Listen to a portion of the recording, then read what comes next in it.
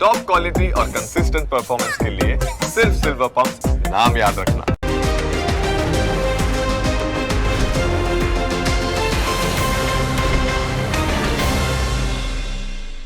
Presented by trade bulls. अब trading सबके बस की बात है।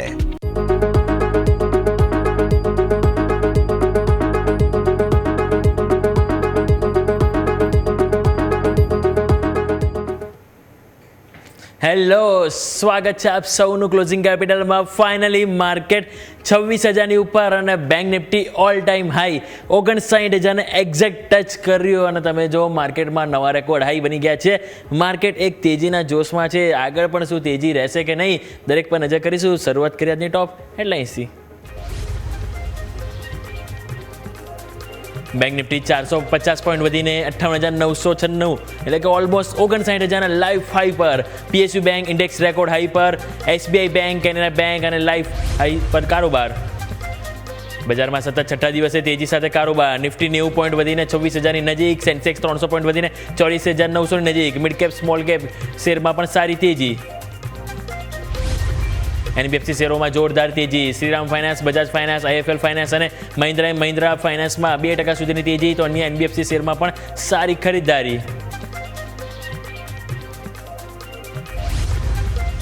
ખરાબ પરિણામ બાદ ટાટા મોટર્સ પેસેન્જર વ્હીકલ 4% તૂટ્યો. જો કે અન્ય ઓટો શેરમાં સારી તેજી. બજાજ ઓટો, આઈસર મોટર્સ નિફ્ટીના ટોપ ગેનર્સમાં, તો અન્ય શેરમાં પણ સારી ખરીદદારી. લાઈફ હાઈ પર મિડ કેપ ઇન્ડેક્સ, તો સ્મોલ કેપ ઇન્ડેક્સમાં પણ સારી તેજી. આઈઆરબી ઇન્ફ્રાસ્ટ્રક્ચર, વોલ્ટાસ, દિવ્યાન ઇન્ટરનેશનલના પરિણામ બાદ સારી તેજી. નારાયણ રુદ્રાલયમાં પણ 10% સુધીની તેજી સાથે અન્ય મિડ કેપમાં પણ ખરીદારી. તો આવો જઈએ ઇન્ટરેક્ટિવ વર્લ્ડ તરફ. સતત માર્કેટ સેલિબ્રેશન કરી જ રહ્યું છે, તેજી બતાવી જ રહ્યું છે. બેંક નિફ્ટી સૌ પ્રથમ વખત 59,000ને પાર. હવે જરૂરત છે ઓલ ટાઈમ હાઈની નિફ્ટીની. કારણ કે આપણે જોઈએ છેલ્લા ઘણા દિવસોથી આપણને બેંક નિફ્ટીમાં તો હાઈ પર હાઈ બની રહ્યું છે, પરંતુ નિફ્ટી છે કે જે ફાઇનલી તમે જુઓ આજે હવે માત્ર 1%ની દૂરી, કેટલી એક્ઝેક્ટ 1%ની દૂરી ઉપર આપણને જોવા મળી છે. પરંતુ એમાં પણ તમે આજે ફરીથી 26,000 ઉપર એક પહેલ બતાવી છે. હવે આ પહેલ કેટલી અહીંયાથી સફળ બને છે એ જોવું મહત્વનું છે. એના માટે કાં તો આજે 26,000ની ઉપર ક્લોઝિંગ આવવું જરૂરી છે, કાં તો 26,000ની નજીક ક્લોઝિંગ આવવું જોઈએ. જે એવું થાય છે તો પછી આપણને એક સારી એવી તેજી જોવા મળી શકે છે. અધરવાઇઝ સ્વાભાવિક છે કે આપણને આ જ રીતે એક ઉપલા સ્તરથી દબાણ અને નીચેથી ખરીદારી, એક રેન્જ બાઉન્ડ માર્કેટ જોવા મળશે. હવે આજે નવી તેજી થઈ છે, નવા હાઈ બન્યા છે, નિફ્ટીમાં 26,000 ઉપર ગઈ છે. તો હવે આગળ શું કયા લેવલ છે કે જે ફોકસ કરીશું, તો આવો એ સમજવાનો આપણે અહીંથી પ્રયત્ન કરી લઈએ. સૌથી પહેલાં આપણે જો નજર કરીએ તો આપણને નિફ્ટીમાં ડેલી ચાર્ટ ઉપર આપણે નજર કરીએ. નિફ્ટી ડેલી ચાર્ટ તમે નજર કરો તો આપણને અહીંથી જોવા મળશે 26,000. મેં અત્યારે એઝ ઓફ નાવ રેઝિસ્ટન્સ તરીકે લખ્યું છે એટલા માટે, કારણ કે તમે જોશો ને તો 26,000 ઉપર આપણને આજે ક્લોઝિંગ આવે છે કે નહીં તે જાણવું મહત્વનું છે. જો આજે ક્લોઝિંગ 26,000ની ઉપર આપણને અહીંથી મળી જાય છે તો પછી સારી વસ્તુ છે. 26,000ની ઉપર મળે તો પછી આને રેઝિસ્ટન્સ તરીકે નહીં, આને આપણે એઝ અ સપોર્ટ તરીકે લઈશું. ક્લિયર? એટલે આજના દિવસ માટે ક્લોઝિંગ હવે 26,000 એ મેઇન છે. જેમ મેં તમને શરૂઆતમાં કીધું તો કાં તો 26,000ની ઉપર કાં તો 26,000 ભલે નીચે બી આવો, પણ 10-20 પોઈન્ટ આજુબાજુ આપણું ક્લોઝિંગ આવવું જોઈએ. જેવું થાય છે તો મતલબ કે એક આપણે બ્રેક ઇવન પોઈન્ટ ઉપર આપણે જઈશું. પરંતુ હવે આપણે અહીંથી વાત કરીએ ઉપર 26,100 આ લેવલ છે કે જે હવે નેક્સ્ટ ક્રોસ થવું છે. 26,000 સાથે એક પહેલ બતાવી છે. હવે 26,100નું લેવલ છે એટલે કે આ એક વખત, આ બે વખત તમે જો ત્યાંથી એક્ઝેક્ટ રિજેક્શન આવી હતું. હવે ફરી તમે એક્ઝેક્ટ નીચે આવ્યા, આ તમે 10-50 સપોર્ટ લીધો અને 20 એપ રિકવરી છે. 26,100 પણ પાર કરી દો તો પછી ઉપર આપણને નવા ઓલ ટાઈમ હાઈની જે આપણે વાત કરી રહ્યા છે એ તરફ આપણને એક પહેલ જોવા મળી શકે છે. The clear? આ વાત એ ઉપર રેઝિસ્ટન્સની. હવે નીચે સપોર્ટ તરીકે 25,900. કારણ કે આજે મેં તમને સવારે જ જો યાદ હોય તો ઓપનિંગ કેપિટલમાં જ તમને કીધું આજના દિવસે 25,900 મેક ઓર બ્રેક લેવલ છે. જેની ઉપર બચી ગયા તો 26,000 તરફની પહેલ જોવા મળશે. આજનો લો તમે નજર કરો 25,906. આપણે 25,900 એક સપોર્ટ કીધું હતું, બરાબર, અને 25,906થી તમે જો માર્કેટ ઉપર આવ્યું અને ઉપર આવ્યું. આપણે વાત કરીએ 26,000 લેવલ જોવા મળશે. 26,000 ક્રોસ થયું અને હાઈ બન્યા 26,000ની ઉપર, ઓલમોસ્ટ 26,020 આજુબાજુ આપણને હાઈ બન્યા છે. સારી એવી તેજી છે. બસ 26,000 ઘણું મહત્વનું છે. એટલે સપોર્ટ તરીકે 25,900 અને એના બાદ આપણે અહીંથી રાખવું હોય તો એ છે 25,850. નહીં, 25,805 આપણે લઈશું, કારણ કે ત્યાં ટ્રેન્ડ એક્સપોનેન્શિયલ મૂવિંગ એવરેજ છે. એટલે બે નીચે સપોર્ટ થઈ ગયા 25,900, 25,800. 26,000 તમારું થઈ ગયું એ મેક ઓર બ્રેક લેવલ. અને હવે આગળ એક અવરોધ માત્ર રહ્યો એ છે 26,100. એ ક્રોસ કર્યું તો પછી ઓલ ટાઈમ હાઈ જેમ નિફ્ટીમાં સ્ટ્રોંગમાં બેંક નિફ્ટીમાં મજબૂતી જોવા મળે એ જ મજબૂતી આપણને અહીંયા નિફ્ટીમાં પણ જોવા મળી શકે છે. ક્લિયર? તો આ વાત થઈ ગઈ ડેલી ચાર્ટ. 15 મિનિટ ઉપર નજર કરો. ત્યાં આપણને જોવા મળશે કે આજે કઈ રીતે માર્કેટમાં આપણને એક સારી તેજી જોવા મળી. આ છેલ્લા 2-3 દિવસે તમે જો માર્કેટમાં એક તેજીનો મૂડ તો હતો જ. 13 તારીખે ઉપલા સાથે થોડુંક નીચે આવ્યા, પરંતુ 14 તારીખે કન્સોલિડેશન રેન્જ બાદ ક્લોઝિંગ સૌથી બેસ્ટ મળ્યું હતું. હવે આજે શું થયું, તમે ઓપન થયા, આ ઓપન બાદ એક ઘટાડો આવ્યો, 10 EMA તમે એક્ઝેક્ટ સપોર્ટ લીધો, ફરીથી ગયા, ફરી 10 EMA સપોર્ટ લીધો અને ત્યાં તમે ફરીથી ઉપર આવ્યા. આપણે તમને હું કહેતો જાઉં છું દર ફેરી કે ઇન્ટ્રાડેમાં આપણે 10 EMA 15 મિનિટમાં એ ઘણી મહત્વની હોય છે કે જ્યાં ત્યાંથી વારંવાર બાઉન્સ બેક મળે, મતલબ કે માર્કેટને એક બાય ઓન ડીપ તરીકે એક મૂડ આપણે અહીંથી જોવો જોઈએ. હવે જેમ આપણે વાત કરી કે આવા 26,000 ઉપર ટકે તો આ 26,100 તરફની ઉપર આપણને એક પહેલ જરૂરથી જોવા મળી શકે છે. 10 EMA જેમ રિસ્પેક્ટ આજે મળી છે એના ઉપર ફોકસ કરીશું. કોઈ કારણસે બ્રેક થાય છે તો આપણું 50 EMA કે જે 25,905 છે, 25,900 ઓલરેડી આપણે વાત કરી લીધી. આજનો લો શું છે, એક્ઝેક્ટ 25,906.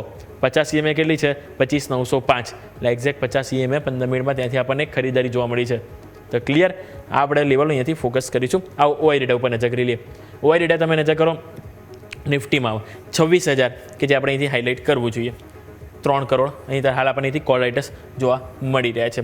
હવે આ 3 કરોડ અત્યારે આપણને જોવા મળે છે, પરંતુ સામે સપોર્ટમાં તમે જુઓ તો સપોર્ટમાં આપણને જોવા મળશે અહીંયા એ છે 2.5 કરોડ, ઓલમોસ્ટ 2.5 થી 2.5 કરોડ આપણને જોવા મળી રહ્યા છે.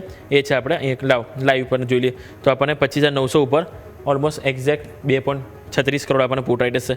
નીચેની તરફ 25,800 1.57 કરોડ અહીંયા જોવા મળે છે અને ઇવન 25,700 પર, એટલે કે 2 સ્ટ્રાઇક પ્રાઇસ છે જ્યાં 1 કરોડથી વધારે છે. 25,900 મેં તમને કીધું આજે મેક ઓર બ્રેક છે. આજે અહીંયા સપોર્ટ મળ્યો, હાઈએસ્ટ પુટ રાઇટર્સ આજે આવ્યા તો 25,900માં આવ્યા અને તમે લેવલ જો 2.35. આજે 1 કરોડથી પણ નીચે હતા જ્યારે માર્કેટ શરૂ નહોતું થયું. માર્કેટમાં તમે જો જે કોન્ફિડન્સ મળ્યો 2.35 કરોડ, એટલે કે હવે આવતીકાલની એક્સપાયરી માટે નિફ્ટીમાં 25,900 એક સ્ટ્રોંગ કન્ટેન્ટર તરીકે આપણને કામ કરતું જોવા મળશે, એટલે કે 2.35 કરોડ જેને આપણે એક રિસ્પેક્ટ આપીશું. આગળ હવે 26,000 ઉપર તમે નજર કરો તો હાલ આ માર્કેટ જે 26,000 ઉપર ગયું એમાં થયું શું, આ જે કોલ રાઇટર્સ થોડા ઓછા થયા. અત્યારે એક્ઝેક્ટ આપણે નજર કરીએ તો આપણને ઘટીને 2.64 કરોડ આપણને જોવા મળી રહે છે. જ્યારે આ આંકડો જોઈએ ને તે ત્યાં એક અપટિક જોવા મળી છે અને આપણને 2.15 કરોડ જોવા મળી છે. હવે જો 26,000 જેમ મેં તમને કીધું શરૂઆતમાં જ એની નજીક કાં તો એનાથી ઉપર બી જો આપણે અહીંથી ક્લોઝ થયા ને તો આ કોન્ફિડન્સ બરકરાર રહેશે અને આ જે કોન્ફિડન્સ અહીંયા ઓછો થયો 2.64 એ હજુ પણ ઓછું આવી શકે ક્લોઝિંગ ફેરીમાં. જો 26,000 ઉપર હજુ પણ આપણે છેલ્લા 15-20 મિનિટ કારોબાર કરીએ છીએ તો ક્લિયર. અને 26,100 26,050 કે જેમાં 1 કરોડથી પણ વધારે છે કોલ રાઇટર્સ, પરંતુ આ ઘણું મહત્વનું છે. 26,050 અને 26,100 એ સસ્ટેન થઈ જાય તો પછી આપણે ઓલ ટાઈમ હાઈ તરફની એક જર્ની જોવા મળશે, જેના માટે 26,000 મેક ઓર બ્રેક લેવલ. સવારે મેં વાત કરી હતી મેક ઓર બ્રેક લેવલ 25,900, હવે આપણે 100 પોઈન્ટ આગળ એક્સટેન્ડ કરીએ છીએ, માર્કેટ 100 પોઈન્ટ તેજી કરી છે, એટલે હવે આપણું 26,000 મેક ઓર બ્રેક લેવલ રહેશે આવતીકાલ માટે. ક્લિયર? તો આ વાત થઈ ગઈ આપણે નિફ્ટીનો ડેલી ચાર્ટ. હવે આવો નજર કરી લઈએ બેંક નિફ્ટી. બેંક નિફ્ટી તમે જો તો આજે 59,000 એક્ઝેક્ટ 59,000 રૂપિયા 50 પૈસાના આજે આપણને હાઈ બન્યા છે. Look at this. પહેલાં આપણે અગાઉ ઓલરેડી કીધું હતું આજે રાઉન્ડ શેપ તમને બન્યો હતો, એ બાદ બ્રેકઆઉટ તમને મળ્યું. બીજી વસ્તુ તમે જો 1 2 3 4 5 6 છેલ્લા 6 દિવસથી આપણે 10 EMA ઉપર ક્લોઝિંગ આવી રહ્યું હતું, જેના કારણે પણ આપણે કીધું હતું કે એક વ્યૂ સારો પોઝિટિવ જોવા મળી શકે. અને તમે આજે જુઓ તો આજે આપણે લાઇન ડ્રો કરેલી હતી ઓલરેડી, એક્ઝેક્ટ ત્યાં જ તમે લો બનાવ્યા 25,900 આપણે આ વાત કરી જ હતી. નીચેની તરફ કે 58,500 એક સ્ટ્રોંગ સપોર્ટ છે, 58,500 કે જ્યાં આજે આપણને એક કોલ રાઇટર્સનો સપોર્ટ હતો, પુટ રાઇટર્સનો, પરંતુ આજે 58,605ના લો બનાવ્યા અને ત્યાંથી જ એક્ઝેક્ટ તમે ઉપર આવ્યા. હવે 59,000 આજે આપણે હાઈ બન્યા છે. ક્લોઝિંગ આવે તો વેલ એન્ડ ગુડ, ના આવે તો પછી આપણે 59,000 એક રેઝિસ્ટન્સ તરીકે લઈશું, કારણ કે ત્યાં કોલ રાઇટર્સ હજુ પણ છે. ભલે આપણે ટીક કર્યું પરંતુ એની ઉપર ટક્યા નથી હજુ, એટલા માટે હજી કોલ રાઇટર્સ હાર નથી માની, એટલે એને રેઝિસ્ટન્સ તરીકે લઈશું. અને એના બાદ 59,500, કારણ કે હવે જ્યારે ઓલ ટાઈમ હાઈ બનાવી રહે એટલે ચાર્ટ તો ઉપર છે જ નહીં આપણે કે જેને આપણે એક અવરોધ બનાવી શકીએ, એટલા માટે OI ડેટા છે કે જેને આપણે અહીંથી ફોકસ કરીશું. પહેલાં 59,000 પછી 59,500 પર ફોકસ કરીશું. નીચેની તરફ 18,600 58,605 58,605 એ આજના દિવસનો લો છે, એટલે એને પહેલો સપોર્ટ લઈશું કે હવે તેજી આવી કોઈ પણ કારણસર ડાઉન ટ્રેડ આવે તો આ લો જે છે એ બ્રેક ના થવો જોઈએ. ક્લિયર? અને એના બાદ 58,500 જે હાઈએસ્ટ પુટ રાઇટર્સ હવે આવી ગયા છે સપોર્ટ માટે, તેને આપણે રિસ્પેક્ટ આપીશું. 15 મિનિટ આવો નજર કરી લઈએ. 15 મિનિટ તમે જોશો તો ત્યાં પણ આપણને આઈડિયા આવશે કે કઈ રીતે આજે માર્કેટમાં તેજી આવી. આ તમારો લાસ્ટ ટ્રેડિંગ સેશન શુક્રવાર ક્લોઝિંગ બેટર જોવા મળે છે. નિફ્ટી બેંક નિફ્ટી હાઈ ઉપર. સારી વસ્તુ એ હતી, મેં તમને યાદ હોય તો લાસ્ટ ટાઈમ પણ કીધું શુક્રવાર ક્લોઝિંગમાં કે મને એક વસ્તુ એ પસંદ આવી છે બેંક નિફ્ટીમાં કે શુક્રવાર રિકવરી આપી પરંતુ રિકવરીની સાથે ઓલ ટાઈમ જે હાઈ હતો ને એક્ઝેક્ટ એની નજીક આપણને ક્લોઝિંગ મળ્યું હતું, જે એક સારી વસ્તુ હતી. અને એ જ કારણે તમે જો આજે ઓપનિંગ થતાં જે કોન્ફિડન્સ જોવા મળ્યો અને અત્યારે હાલ તમે જુઓ 400 પોઈન્ટથી પણ વધારે તેજી, ઓલમોસ્ટ 450 પોઈન્ટની તેજી અને ઓલમોસ્ટ તમે હાઈ ઉપર આજે કારોબાર કરી રહ્યા છો. અને તમે અહીંયા 10 EMA ઉપર એક પણ કેન્ડલ ક્લોઝ નથી કરી, જે સૌથી બેસ્ટ કહેવાય. એટલે હવે 59,000 છે કે જે એઝ ઓફ નાઉ ફોકસ હશે. અને અહીંયા તમે જો સતત આજે ટ્રેન્ડ લાઈન આપણે ડ્રો કરેલી જ હતી, ત્યાંથી વારંવાર આપણને એક સપોર્ટ પણ અહીંયાથી લીધો છે અને આજે પણ તમે જો એક્ઝેક્ટ ત્યાં જ સપોર્ટ લાઈન માર્કેટમાં તેજી જોવા મળી છે. ક્લિયર? પણ આવો ઓવાય ડેટા ઉપર નજર કરી લઈએ. હાલ હવે 59,000 જેમ આપણે વાત કરી, નિફ્ટી માટે આપણે 26,000 વાત કરીએ, મેક ઓર બ્રેક લેવલ. એ તો હવે બેંક નિફ્ટી માટે તમારા માટે રહેશે છે 59,000. ઓલરેડી તમે જો 13.5 લાખ કોલ રાઇટર્સ છે. આજે નવું એડિશન આવ્યું પુટ રાઇટર્સ તરફથી, એ છે 10 થી 10.5 લાખ આજુબાજુ. એટલે હવે જરૂરત છે આની ઉપર માર્કેટ ટકવું. જો ટકશે તો આ જે પોઝિશન છે ઓછી થશે અને આ પોઝિશન વધતી જોવા મળી શકે. એટલે એ સંજોગોમાં આપણને એક જર્ની ફરીથી 59,000, 300, 400, 500 તરફની જર્ની જોવા મળશે. નીચે સપોર્ટ તરીકે જેમ આપણે વાત કરી અત્યારે હાલ એઝ ઓફ નાઉ સૌથી હાઈએસ્ટ પુટ રાઇટર્સ હોતે છે 58,500, ઓલમોસ્ટ 20 લાખ આજુબાજુ આપણને 58,500 પર જોવા મળે છે. બીજી વસ્તુ 58,600 આપણે ત્યાંથી અહીંયા આગળ આવ્યા, એ બાદ 700, 800, 900 બધામાં તમે જો કોલ રાઇટર્સ કરતાં પુટ રાઇટર્સ વધી ગયા છે.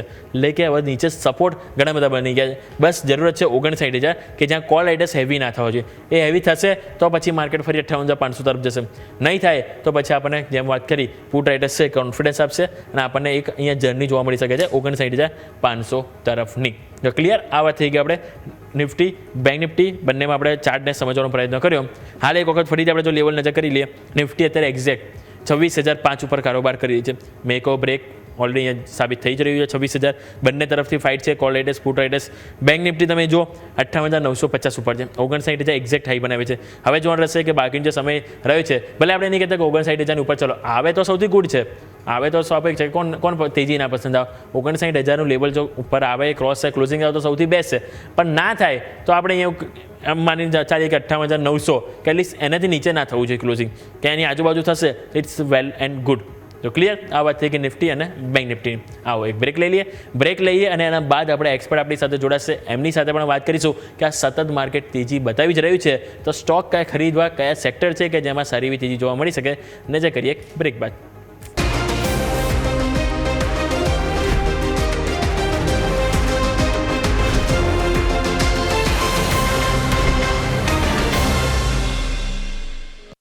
બ્રેક બાદ આપનું સ્વાગત છે. તો માર્કેટ હજુ પણ એ જ તેજીના જોશ સાથે કારોબાર કરી રહ્યું છે. હાલ તમે નજર કરો તો નિફ્ટી 26,000 એક્ઝેક્ટ કન્ફ્યુઝ છે ઉપર જવું કે નીચે જવું, પરંતુ 26,000ના દર્શન કરાવ્યા તો it's a good. Bank Nifty 59,000 કે જેને હવે એક વખત ટચ કર્યું છે. વેઇટ કરીશું કે અહીંયા કઈ રીતે આપણને એક્શન જોવા મળે છે. પરંતુ હવે સ્ટોક સ્પેસિફિક જો નજર કરો તો આજના દિવસ even mid cap small cap એક વખત વાત જરૂરથી આપણે કરવી જોઈએ. મિડ કેપ તમે જો સતત ઓલ ટાઈમ હાઈ, છેલ્લા 3 ટ્રેડિંગ સેશનથી મિડ કેપ 100માં ઓલ ટાઈમ હાઈ બની રહ્યા છે. 61,170 ઉપર અત્યારે આપણને કારોબાર જોવા મળે છે. 61,198ના અહીંયા પણ ઓલ ટાઈમ હાઈ બન્યા છે. એટલે સારી એવી તેજી જોવા મળી છે. સ્મોલ કેપ 100 પણ તમે નજર કરો, અહીંયા પણ એક ફાઇનલી એક તેજી જોવા મળી રહી છે. અહીંયા 18,382 હાઈ બન્યા છે, પરંતુ અહીંયા ઓલ ટાઈમ હાઈ ઘણા દૂર છે 19,712. એટલે અહીંયા હજુ પણ 1300 થી 1400 પોઈન્ટની એક જગ્યા બાકી છે, જેમ આપણે અહીંથી કહી શકાય. બીજું નજર કરીએ તો આજે આપણે મિડ કેપ અને સ્મોલ કેપ સિવાય સ્ટોક સ્પેસિફિક તમે જો આજે એક્સચેન્જ જરૂરથી જોવા મળી છે. સ્ટોકમાં સૌથી પહેલાં જો નિફ્ટીને આપણે નજર કરીએ તો આજના દિવસે આપણને જોવા મળશે ટાટા કન્ઝ્યુમર 2% તેજી સાથે નિફ્ટીના ટોપ ગેનરમાં જોવા મળી રહ્યો છે. એટર્નલ સતત નફા વસૂલી બાદ અહીંયા ફરીથી સતત બીજો દિવસ છે જ્યાં ખરીદારી જોવા મળી છે. આઈસર મોટર્સ પરિણામ આવ્યા હતા લાસ્ટ વીક, એ બાદ ખાસો નીચે આવ્યો હતો અને ફરીથી અહીંયા પણ તમે જો ઓલમોસ્ટ 0.5% તેજી સાથે 6,800 ઉપર સ્ટોક કારોબાર કર્યો છે. મેક્સ હેલ્થકેર અહીંયા પણ તમે જો પરિણામની એક્શન પોઝિટિવ જોવા મળી છે અને બજાજ ઓટોમાં આજે ટોપ ગેનર તરીકે જોવા મળ્યું છે. વેચવાલીમાં પણ અમુક સ્ટોક હતા, ટોટલ 50માંથી 35 સ્ટોક પોઝિટિવ છે, બાકીના 15 સ્ટોક તમે જોશો તો એક વેચવાલી જોવા મળી છે. સૌથી પહેલો ટાટા મોટર્સ પેસેન્જર વ્હીકલ 5%નો કડાકો. સવારે ઓપનિંગ ફેરી તમે જો સ્ટોક ડાઉનસાઇડ હતો અને હજુ પણ ડાઉનસાઇડ જ કામ કરી રહ્યો છે, કારણ કે કંપની અહીંયા નફામાંથી ખોટમાં આવી છે. એટલે ઘણું ખરાબ પરિણામ આવ્યા. તમે જો ટોપ લાઇન, બોટમ લાઇન, ઓપરેટિંગ આવક દરેકમાં એક નિરાશા જોવા મળી, જેના કારણે અસર જોવા મળી રહી છે. એ બાદ તમે નજર કરશો તો આપણને અહીંથી જોવા મળશે અલ્ટ્રાટેક સિમેન્ટ 1%ની વેચવાલી અહીંયા જોવા મળી રહી છે. એ બાદ તમે નજર કરો તો બીજા સ્ટોક સ્પેસિફિક આપણને જીઓ ફાઇનાન્સ છે, અહીંયા 1%ની વેચવાલી છે. ટાટા સ્ટીલ છે, એશિયન પેઇન્ટ છે, આ બધા સ્ટોક છે કે જેમાં આજે આપણને એક વેચવાલી જોવા મળી રહી છે. તમે ટોટલ 22 સ્ટોક છે 22 સ્ટોક છે કે જેમાં જે નવા 52 વીક હાઈ બની રહ્યા છે નિફ્ટી 500માંથી માત્ર MRPL 7.5% તેજી, નવા 52 વીક હાઈ. ચેન્નઈ પેટ્રોલિયમ અહીંયા પણ 4.5% તેજી જોવા મળી છે. હીરો મોટોકોપ પરિણામ બાદ નો ડાઉટ 1-2 દિવસ નર્વસ રહ્યો, પરંતુ આજે ફાઇનલી તમે જુઓ તો આપણને નવા ઓલ ટાઈમ હાઈ બનતા જોવા મળે છે. 4.5% તેજી અહીંયા પણ જોવા મળી રહી છે. નાયકા 3% તેજી જોવા મળે છે. મેરિકો છે, સિટી યુનિયન બેંક છે, IIFL ફાઇનાન્સ છે, અહીંયા નવી તેજી એટલે કે નવા 52 વીક હાઈ બનતા જોવા મળે છે. અસાઈ ઇન્ડિયા તમે જો અહીંયા ખરીદારી છે. Indian bank, Canara bank, Laurus lab, UPL, BPCL, SBI, MCX આ બધા નામ છે કે જેમાં આજે આપણને સારી એવી તેજી સાથે નવા 52 વીક હાઈ બનતા જોવા મળી રહ્યા છે. કમજોરીમાં માત્ર 2 સ્ટોક હતા કે જેમાં 52 વીક લો બન્યા છે. બાટા ઇન્ડિયા સતત અંડર પરફોર્મન્સ, આજે પણ તમે જો 1% તૂટ્યો અને સ્ટોકમાં આપણને ₹1013.50 આજે નવા 52 વીક લો બન્યા છે.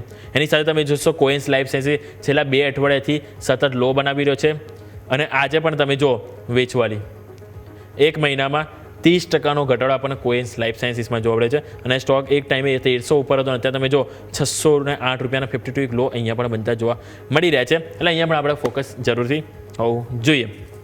તો આ માર્કેટ તેજીમાં છે જ, તો તેજીમાં વધુ તેજી એક વધી ઉર્જા આપવા માટે આપણી સાથે કુંવરજી ગ્રુપના રવિ દિયોરા જોડાઈ ગયા છે. રવિ સર, ગુડ આફ્ટરનૂન. ફાઇનલી આજે તમે જોડાઈ રહ્યા છો, પરંતુ એની પહેલાં જ માર્કેટે ઓલ ટાઈમ હાઈ બેંક નિફ્ટીમાં બનાવે છે 59,000. હવે ક્વેશ્ચન તમારો તમને એ જશે કે હવે ક્યારે સર 60,000 જોવા મળશે અને નિફ્ટી 26,000 ઉપર આવી જાય તો ક્યારે આપણે અહીંયા ફરીથી એમ કહી શકાય કે ઓલ ટાઈમ હાઈ આપણને બનતા જોવા મળે? જરૂર તો માત્ર 1% જ છે. જો 1% પણ વધે નિફ્ટીથી તો આપણને ઓલ ટાઈમ હાઈ ત્યાં પણ બનતા જોવા મળી શકે છે. કારણ કે હવે ગ્લોબલ બજાર જોઈએ તો ત્યાં હાલ એવા કોઈ કહી શકાય ને કે આમ અંગારો એવો કંઈ છે નહીં કે જે તરત આપણને દાજે. ત્યાં પણ ધીરે ધીરે ઠંડુ થઈ રહ્યું છે, શટડાઉન પૂર્ણ થઈ ગયું છે. હવે કયા સેન્ટિમેન્ટ છે કે જેવા આવનારા દિવસોમાં ફોકસ કરીશું, કારણ કે પરિણામ સિઝન પણ પતી ગઈ છે અને માર્કેટને હવે આ તેજી બાદ કઈ રીતે અહીંથી જોઈશું? Sir, good afternoon.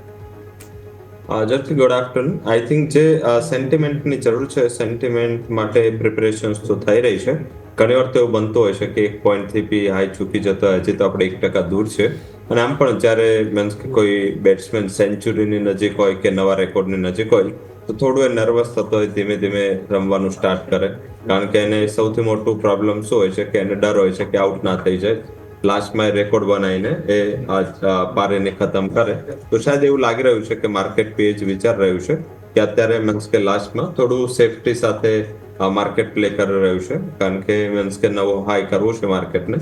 અને બેઝિક એનું ટ્રિગર પ્રોબેબલી હોઈ શકે એ US સાથેની ટ્રેડ ડીલ. જ્યાં સુધી આ ટ્રેડ ડીલ નહીં થાય ત્યાં સુધી હાઈ કરી શકે તો બી એ સસ્ટેન થવો થોડો મુશ્કેલ છે. એટલે મારા હિસાબે જો માર્કેટને નવા ટ્રિગરની જે જરૂર છે એ કદાચ અહીંયાથી હવે ટ્રેડ ડીલ ના સેન્ટિમેન્ટ જ આપી શકે. આ સિવાય કોઈ મેજર સેન્ટિમેન્ટ હવે બચ્યું નથી. સ્ટેટ ઇલેક્શનના આઉટકમ આવી ગયા છે, કાફી ફેવરેબલ આઉટકમ હતા. સાથે મીન્સ કે અત્યારે ગ્લોબલ અનસર્ટનિટીઝ થોડી ઊભી છે. આજે સવારના જો કમેન્ટને વાત કરીએ, US પ્રેસિડેન્ટે જે રશિયા સાથે વેપાર કરતા કન્ટ્રી ઉપર 500% ટેરિફની વાત કરી, એ સિવાય કોઈ મોટા US થી બી સંકેતો નકારાત્મક નથી રહ્યા. તો આધારે એવું લાગી રહ્યું છે કે માર્કેટ કન્સોલિડેશન કરી રહ્યું છે. આ કન્સોલિડેશન આપણા ફેક્ટરના હિસાબે શાયદ નથી. આ કન્સોલિડેશન ગ્લોબલ ફેક્ટર વધારે આમાં કામ કરી રહ્યા છે, કારણ કે ગ્લોબલ માર્કેટ ઓવર વેલ્યુએશનના હિસાબે એક રેન્જથી વધી નથી શકતા. આઈ થિંક જ્યારે ત્યારે થોડી ટ્રેડ ડીલ આપણે થશે એ બાદ આપણે અહીંયા નવા હાઈ તરફી જઈશું. 60,000 અને લાઈક 26,200 ઉપર અહીંયા સસ્ટેન થતા જોઈશું. મારા હિસાબે આ ક્રુશિયલ જરૂર છે, કારણ કે આજે 26,000 પર ટકવું પણ થોડું મુશ્કેલ પડી રહ્યું છે. તો નવો હાઈ કરવા માટે મારા હિસાબે કોઈ મોટું ન્યૂઝ કે ટ્રિગર જોઈએ. ઓલો રિઝલ્ટ સિઝન સારી રહી છે અને માર્કેટની અપેક્ષા એવી હતી કે કદાચ આ રિઝલ્ટ સિઝન થોડી વીક રહે, પણ એના કરતા ઘણી બેટર રિઝલ્ટ સિઝન રહી છે. આઈ થિંક EPS વાઇઝ જોઈએ તો 5-6% નો એવરેજ EPSમાં વધારો છે. વેલ્યુએશન થોડા ઇઝ થયા છે ગ્લોબલ માર્કેટના સામે. જે આપણું ઓવર વેલ્યુએશન હતું એ ઘટ્યું છે, એટલે અર્નિંગ તો ફેસ સારો રહ્યો છે. અને જે રિસન્ટ ક્વાર્ટર છે ઓક્ટોબરથી લઈ ડિસેમ્બર, એની અર્નિંગ તો કદાચ આના કરતા બી વધારે સારી રહે. 8-10% EPS ગ્રોથ મારા હિસાબે તમને આવતી રિઝલ્ટ સિઝનમાં જોવા મળી શકે, કારણ કે GST નો બી ફાયદો છે. અને હવે હજી એક સેકન્ડ ફેસ્ટિવિટી આપણે બ્લેક ફ્રાઈડે થી લઈ અને મીન્સ કે ક્રિસમસ સુધીની લેવાની છે, ત્યારે બી ઘણી ઓફર્સ, ઘણા મીન્સ કે સેલ્સમાં ગ્રોથ થશે. તો મને એવું દેખાઈ રહ્યું છે કે કદાચ આ રનિંગ ક્વાર્ટર છે એના રિઝલ્ટને માર્કેટ બચાવવા માટે નવા હાઈ તરફી જઈ શકે છે. ઓકે, તો જેમ સરે આપણે જણાવ્યું એ પ્રમાણે ઓવરઓલ વ્યૂ પોઝિટિવ છે. બસ નવા ટ્રિગર માટે નવા કંઈક સમાચારની જરૂર છે, જે બાદ માર્કેટમાં એક નવા હાઈ અને નવા જોશ બનતા આપણને જોવા મળી શકે છે. તો આ વાત થઈ ગઈ ઓવરઓલ માર્કેટ સેન્ટિમેન્ટ, માર્કેટ ઉપર સમજવાનો પ્રયત્ન કર્યો. પરંતુ હવે સ્ટોક સ્પેસિફિક પણ જાણી લઈએ. રવિ સર, તમારા પાસે સ્ટોક સ્પેસિફિક કઈ જગ્યાએ ફોકસ કરીશું sir? Stock specific I think ઇન્ફ્રાસ્ટ્રક્ચરમાં થોડી એક લેગ ફી રેલી આવી રહી છે, પણ એ મારા હિસાબે સારી રેલી માટે તૈયાર છે. એલએનટી ઉપર ફોકસ કરો. એલએનટી 4020 આસપાસ બાય કરો. સ્ટોપ લોસ 3980 અને ઉપર 4060 સુધીનો ટાર્ગેટ અહીં આવી શકે છે. તો ફર્સ્ટ રેકમેન્ડેશન લાર્સન પર રહેશે. સેકન્ડ રેકમેન્ડેશન આઈ થિંક જે રીતે અત્યારે માર્કેટ એક રેન્જથી ચાલી રહ્યું છે, એટલે થોડું કન્સોલિડેટ વધારે કરી રહ્યું છે, તો વીકનેસ નથી. તો આધારિત મારા હિસાબે અહીંયા જે સેકન્ડ ફોકસ છે એ તમારે થોડું ફાઇનાન્શિયલ્સ પર કરવું જોઈએ, કારણ કે ફાઇનાન્શિયલ્સ છે એ બી મીન્સ કે રિઝલ્ટ સિઝનમાં ઘણું સારું પરફોર્મ કરીને ગયા છે. તો આધારિત એસબીઆઈ કાર્ડ પર ફોકસ કરો. અહીંયા બી ખરીદારીની સલાહ છે 885 આસપાસ. સ્ટોપ લોસ રાખી શકે 870 અને ટાર્ગેટ છે એ 915 એટલે 915 સુધીનું જોવા મળી શકે છે. અને ત્રીજી જે રેકમેન્ડેશન છે ડીસીબી બેંક પર રહેશે અને મલ્ટી યર બ્રેકઆઉટ છે અહીંયા, અને 2020 પછીનું સૌથી બેસ્ટ પરફોર્મન્સ એ આપવાની ડેફિનેટલી તૈયારી કરી રહી છે. 182 183 આસપાસ ડીસીબી બાય કરો. સ્ટોપ લોસ 175 રાખો. ઉપર 196 સુધીનો ટાર્ગેટ ડીસીબી બેંકમાં જોવા મળી શકે છે.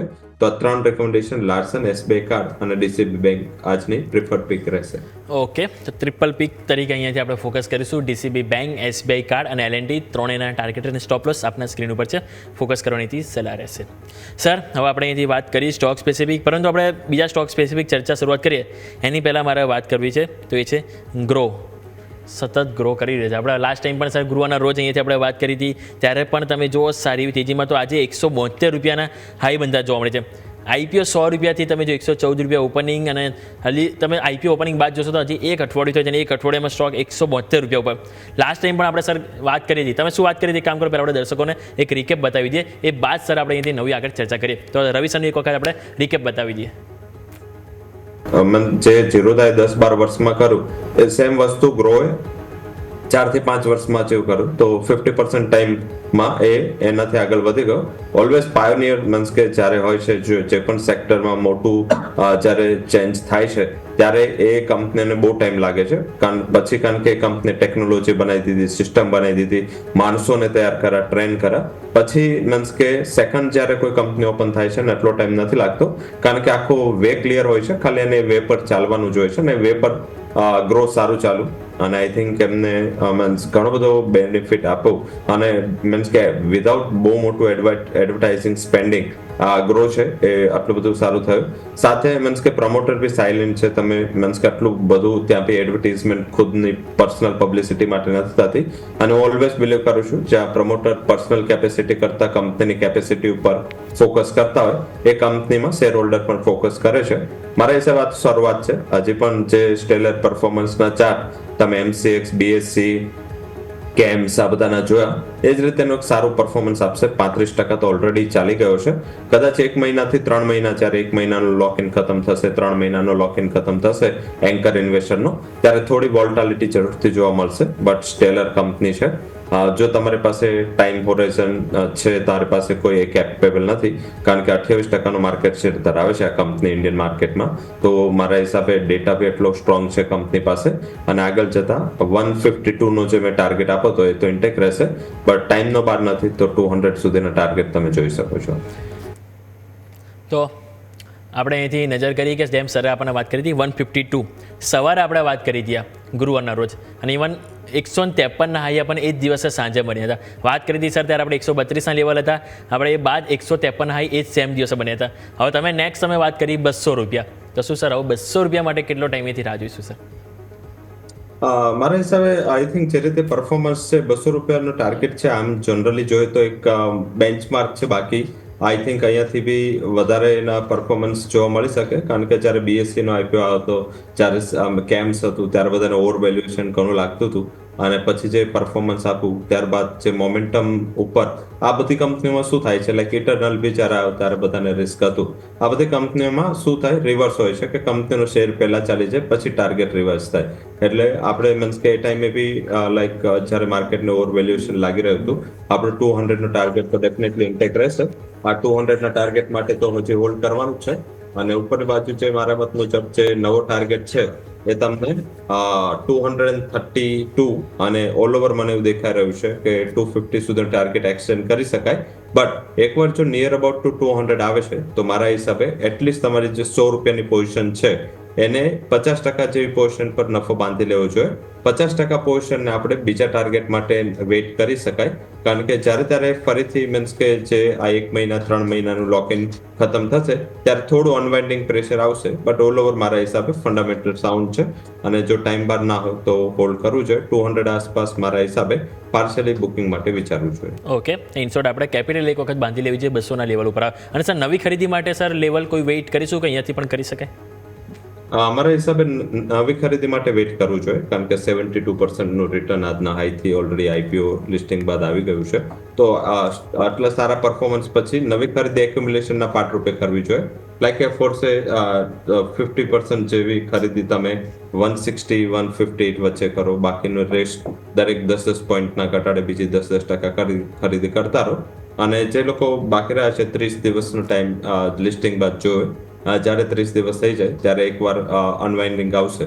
કારણ કે કોઈ બી કંપની શોર્ટ ટર્મમાં આટલી ચાલી હોય લિસ્ટિંગ બાદ તો ત્યાં એક મોટું પ્રેશર રહે કે જે એન્કર ઇન્વેસ્ટર છે એમના માટે અહીંયા એક સેલિંગની, એક એક્ઝિટની ઓપોર્ચ્યુનિટી બનતી હોય છે. તો મારા હિસાબે ત્યારે આપણે એકવાર કોલ રિવાઇઝ કરીશું. જે લોકો નવા ઇન્વેસ્ટર છે, નવું હોલ્ડ કરવું છે, ફોર્મો ઇમ્પેક્ટ છે, એ લોકો મારા હિસાબે અહીંથી ઘટાડાની રાહ જોઈ શકે છે. ઓકે, તો નવી ખરીદી માટે વેઇટ કરવાની સલાહ બની રહી છે. આ વાતથી આપણે ગ્રો કંપની, કારણ કે IPO ઓલરેડી આવી ગયા, હવે લિસ્ટિંગ થઈ ગયું છે, પણ હવે IPO ની આપણે વાત કરી છે તો એક IPO આપણે અહીંથી કવર કરી લઈએ જે આવતીકાલે ઓપન થવાનો છે, એક્સેલસોફ્ટ ટેકનોલોજીસ. આ IPO આપણને ખ્યાલ છે 19 તારીખે, એટલે કે આવતીકાલે ઓપન થવાનું છે. 21 તારીખ સુધી અપ્લાય કરી શકાશે. ઇસ્યુ પ્રાઇસ 114 રૂપિયાથી 120 રૂપિયા રાખવામાં આવી છે. ટોટલ 500 કરોડનો IPO છે. ફ્રેશ ઇસ્યુ 180 કરોડ અને ઓફર્સ ઇસ્યુ સાઇઝ છે એ 320 કરોડ આપણને અહીંથી જોવા મળી રહી છે. હવે આ કંપનીના મેનેજમેન્ટ સાથે પણ આપણે અહીંથી વાત કરી, કંપનીનું કઈ રીતે એમનું વિઝન છે, આગળ એમના કોમ્પિટિટર્સને કઈ રીતે ફાઇટ આપવા માંગી રહ્યા છે, દરેક બધું આપણે અહીંથી વાત કરી હતી. એક વખત કંપની સાથે આપણે જે વાત કરી એ એની ઉપર આપણે નજર કરી લઈએ. Excelsoft technology, if I am talking about the global level, then there are so many big players like Pearson, Coursera, Metal. So how Excelsoft technology differentiate themselves from them? Yeah. And you're mainly focused on vertical SaaS. Yeah. So is this turning point for yourself? Yes, vertical SaaS technically means we can have multi-tenants with the same piece of software, as you know. And that's a big differentiator when compared to developing either learning or assessment solutions for every customer. We save a lot by redeploying multiple tenants from the same code base. That's a big differentiator. And pedagogically, I think we are there in terms of how we understand assessments and how we understand learning. For the last 25 years, we've been doing that. And that's really the confidence in the business. Yes, that's a good. And sir, you're mainly focused on AI tools. Then I am asking a second question regarding the AI. Yeah. Sir, in upcoming 2-3 years, Yeah. in specific in your product and service solutions, Yeah. where you think AI need more focus, and just AI is just only for your product enhancement or also business differentiation? Yeah, very good question. Product has to have native AI, and in my view, for the next 3 or 4 years, the level of sophistication of AI and newer AI models will only keep coming. And as it happens, it will get integrated into our product and make a difference to our customer. The key thing is we have to be a value differentiator to our customers when compared to other choices they have. I think AI will bring that to us. Going beyond that, we are already talking about quantum computing. We in ExcelSoft are experimenting with quantum computing already. I see a distinct 2 or 3 years time when AI will move into quantum computing and ExcelSoft will be ready with all its product being quantum computing ready. That's the future. Okay, good. And sir, one last question is regarding the SaaS market. As we all know, the SaaS market growing so speedily, but there is one more challenge is of the changing in the technology. So in this situation, how company will manage their sustainable growth and how they will improvement in the margin? To stay on par and if possible be ahead in terms of technology which is ever changing, companies will have to invest in innovation and R&D to add that much more value to the products and hence to the customer's business. And a company like ExcelSoft, which is vertical SaaS, product-focused technology company, it becomes all the more imperative that we have significant investment in R&D and innovation, which is what we are doing. We have a 65-member team who do not get involved in mainstream product development. The second one is, whatever we are talking about AI and use of AI, we are doing it internally. All our internal business processes are automated using AI already.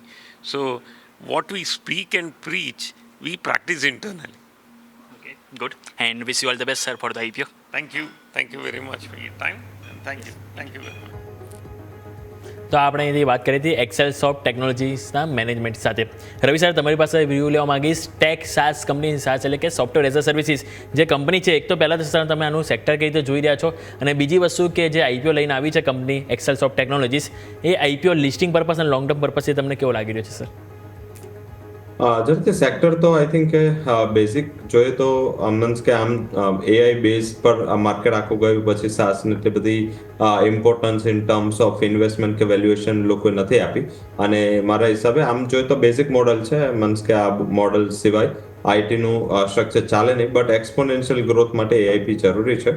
તો I think સાસનું ભવિષ્ય means કે કેમ છે, like કોઈ large cap company હોય અને એમનું કઈ રીતેનું ભવિષ્ય એ જ રીતેનું છે. બટ આઈ થિંક કે આગળ જતા એમને પણ જે મેનેજમેન્ટે પણ કીધું હતું કે આગળ જતા ઇન્વેસ્ટમેન્ટની જરૂર પડશે.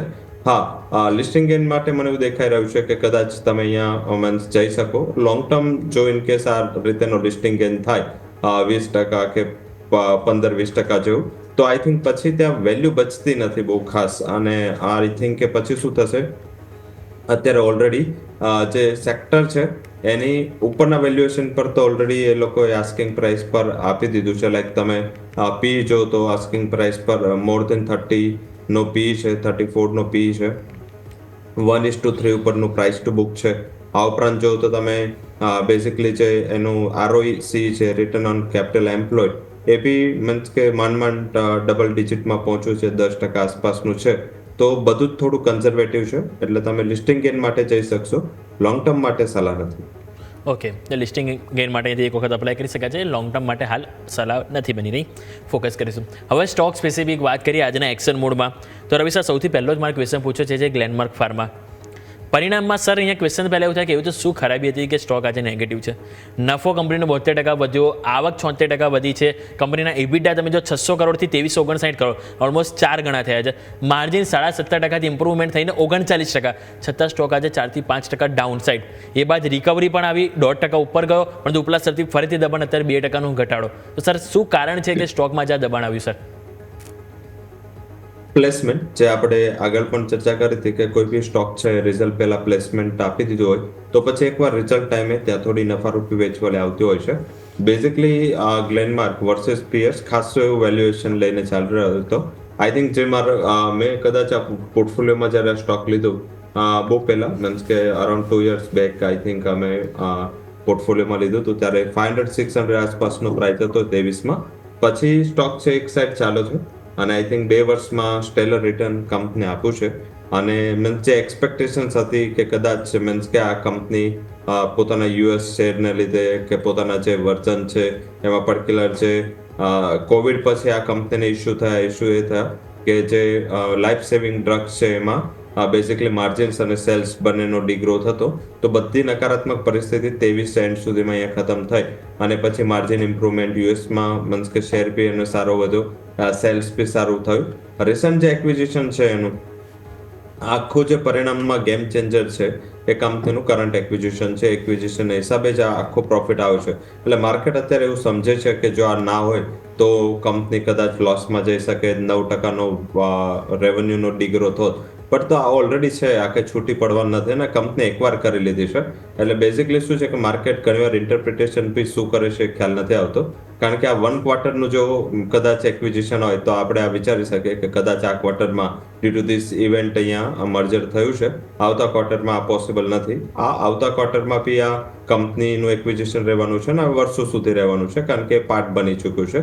તો મારા હિસાબે કદાચ માર્કેટનું જે પ્લેસમેન્ટ હતું, થોડું વેલ્યુએશન્સનું ઇશ્યુ હતું, એના હિસાબે અહીંયા થોડી વોલ્ટાલિટી જોવા મળી. ઓલ ઓવર રિઝલ્ટ સ્ટેલર છે, કોઈ બેમત નથી અને ફરીથી આ કંપની અહીંયાથી આગળ વધી શકે છે. અને પર્ટિક્યુલર જો લેવલ સ્પેસ વાત કરે તો ડાઉન સાઇડ મને એવું દેખાઈ રહ્યું છે કે જ્યાં સુધી હવે 1800નું લેવલ બ્રેક ના કરે, પોઝિશન બાઇંગમાં ઇન્ટેક રાખો. આ વોલ્ટાલિટી બાદ એકવાર 2000 સુધીનું લેવલ ફરીથી અપ્રોચ થતું જોવા મળી શકે. ઓકે, તો 2000 સુધીના લેવલ આપણને ગ્લેનમાર્ક ફાર્મામાં જોવા મળી શકે છે. ફોકસ કરીશું. હવે એક વખત આવો માર્કેટ તમે જો ફરીથી નિફ્ટી 26,000 ઉપર એટેમ્પ કરી રહ્યું છે, it's a good. Bank Nifty છે કે જે મે બી ચાન્સીસ થઈ શકે કે 59,000 ઉપર કોલેટેસ છે, એટલે કે કદાચ ત્યાં આપણને એક દબાણ જોવા મળી શકે છે. દબાણ મીન્સ કે ત્યાંની ઉપર મે બી આજે ક્લોઝિંગ ના આપે, પરંતુ જેમ આપણે વાત કરીએ 58,900 આ લેવલ છે, જો જળવાય તો ઇટ્સ અ બેસ્ટ ક્લોઝિંગ. બીજું તમે મિડ કેપ સ્મોલ કેપ જો ત્યાં પણ 5% થી 0.5% વચ્ચે ખરીદારી જોવા મળી રહી છે. સ્ટોક સ્પેસિફિક જે ઓલરેડી આપણે વાત કરી હતી.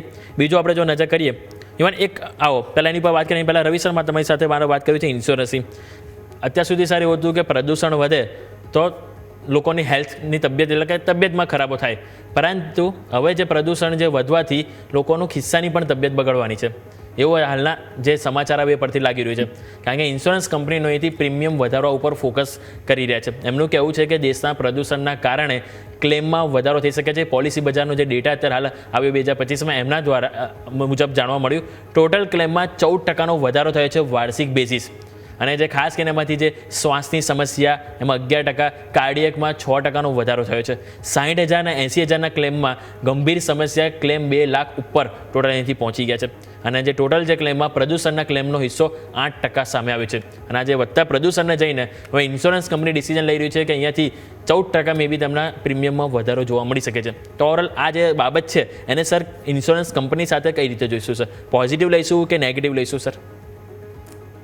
પહેલા તો વધારો કરવાની પરમિશન મળે છે કે નહીં એ વધારે ઇમ્પોર્ટન્ટ છે. જો આ થયું તો આઈ થિંક એના ઉપર ડેફિનેટલી મીન્સ કે રેગ્યુલેટરી અસર આવી શકે, કારણ કે મીન્સ કે આમાં એ બી એમને છૂપવું પેલું મત હતું જ્યારે મીન્સ કે એમને જીએસટીના સ્લેબમાં થોડી અસર થઈ, એટલે ત્યારે લોકો પ્રીમિયમ વધારવા જઈ રહ્યા હતા, બટ ઇન્ટરવેન્શન આવી ગયું, પછી એ લોકોએ પ્રીમિયમ ના વધારે. તો આઈ થિંક એ બી એક હોઈ શકે કે અત્યારે એ લોકોને એક મોકો મળી ગયો, કારણ કે આ તો મીન્સ કે કેવું થયું 14%નું પ્રીમિયમ વધી ગયું, તો એ તો લાઈફ લોંગ વધી ગયું. અને આ તો પ્રદૂષણ તો ચાલો આવતા 1 મહિનામાં સમાપ્ત થઈ જશે. તો આઈ થિંક એ તો ડેફિનેટલી આ પ્રોફિટેરિંગ એક્ટિવિટીઝ છે એવું માની શકાય. અને બેઝિક 14% આવું તો થાય, લાઈક કે જ્યારે તમે ઓપ્શન વેચો છો, મીન્સ કે આ તો શું થયું, ઇન્સ્યોરન્સ કંપની ઓપ્શન સેલર છે, એટલે ઓપ્શન વેચો એટલે અનલિમિટેડ રિસ્કનો એક મોટો પ્રોબ્લેમ તો રહેવાનો છે. કારણ કે કોઈ એકાદ મહિનો મીન્સ કે આપણા ટ્રેડરોને બી આવે છે કે 12 મહિના કમાયા હોય એ 11 મહિના, તો એ 12મો મહિનો એવો વિચાર કે બધું સાફ થઈ જાય. તો ઓલવેઝ મીન્સ કે રિસ્ક પ્રોડક્ટમાં હોય ત્યારે આવી રીતે કોઈ વાર રિસ્ક વધી શકે. તો એનો મતલબ આખા ઉપર મીન્સ કે કદાચ આમાં એવું થઈ શકે કે મીન્સ કે દિલ્હી અને આસપાસનો જ્યાં એરિયા હોય ત્યાં જ પ્રીમિયમ વધારાય, કારણ કે આપણે તો એટલો કોઈ ઇસ્યુ છે નહીં, તો આપણે શું કામ હાઈએસ્ટ પ્રીમિયમ આપે. હા, જો આ એક્શન થઈ, આ અપ્રુવલ આવી ગઈ, તો મારા હિસાબે આઈસીઆઈસીઆઈ લોમ્બાર્ડ માટે પોઝિટિવ છે. આ જનરલ ઇન્સ્યોરન્સમાં કંપની છે ને અહીંયા કમ્પેરેટિવ હમણાં ડેટા સારા બી આવી રહ્યા છે. લાઈફ ઇન્સ્યોરન્સને કોઈ આનાથી લેવા દેવા નથી. બેઝિકલી જીઆઈસીઆર, એનઆઈએસીએલ આ બધી કંપનીઓને આનો ફાયદો થઈ શકે છે. જ્યાં જનરલ ઇન્સ્યોરન્સમાં પર્ટિક્યુલર જે હેલ્થ ઇન્સ્યોરન્સ ને મેડિક્લેમનો પાર્ટ વધારે છે, તો મારા હિસાબે આઈસીઆઈસીઆઈ લોમ્બાર્ડ પર ફોકસ કરવું જોઈએ. જો આવું કંઈ થશે તો આ કંપની આમ પણ સારા મૂડમાં છે, સારી અર્નિંગ્સ પણ આપી હતી, તો ફોલો બાઇંગ અહીં એક્ટિવ થતું જોવા મળી શકે. ઓકે, તો આઈસીઆઈસીઆઈ લોમ્બાર્ડ કે જે આપણા સૌ કોનેથી ફોકસ હોવું જોઈએ. બીજું આપણે નજર કરીએ ઇવન મ્યુચ્યુઅલ ફંડનો પણ એક આપણને ઇન્ટરેસ્ટિંગ ડેટા સામે આવ્યો છે.